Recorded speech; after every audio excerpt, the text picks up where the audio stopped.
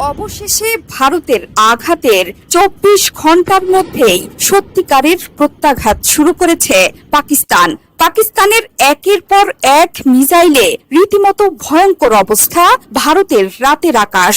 এসব মিসাইল একের পর এক উড়ে আসছে ভারত শাসিত কাশ্মীরের জম্মুতে।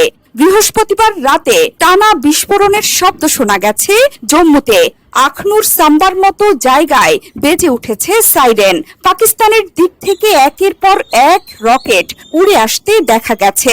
প্রাথমিকভাবে জানা গেছে ভারতের বিমান বাহিনীর ঘাঁটি লক্ষ্য করে পাকিস্তান এই হামলা চালিয়েছে। জম্মুতে সব আলো নিভিয়ে দেওয়ার নির্দেশ দিয়েছে ভারতীয় প্রশাসন। সবাইকে নিরাপদ জায়গায় থাকতে বলা হয়েছে।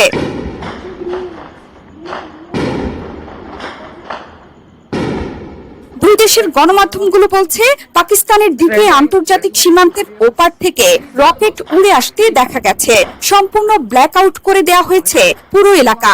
সক্রিয় করা হয়েছে ভারতের আকাশ প্রতিরক্ষা ব্যবস্থা।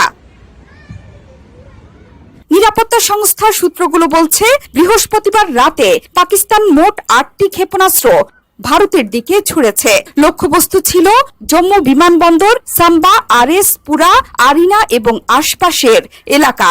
আকাশ প্রতিরক্ষা ব্যবস্থা S-400 দিয়ে এই ক্ষেপণাস্ত্রগুলো প্রতিহত করা হয়েছে বলে দাবি করছে ভারত। এর মধ্যে জম্মু বিশ্ববিদ্যালয়েও দুটো পাকিস্তানি ড্রোন গুলি করে ভূপাতিত করা হয়েছে। পুরো জম্মু শহরে মোবাইল নেটওয়ার্ক বন্ধ করে দেওয়া হয়েছে। জম্মু বিমানবন্দর, পাঠানকোটের বিমান ঘাঁটিতে বাজছে অনবরত সাইরেন। শহরের নানা প্রান্ত থেকে পাওয়া যাচ্ছে বিস্ফোরণের শব্দ।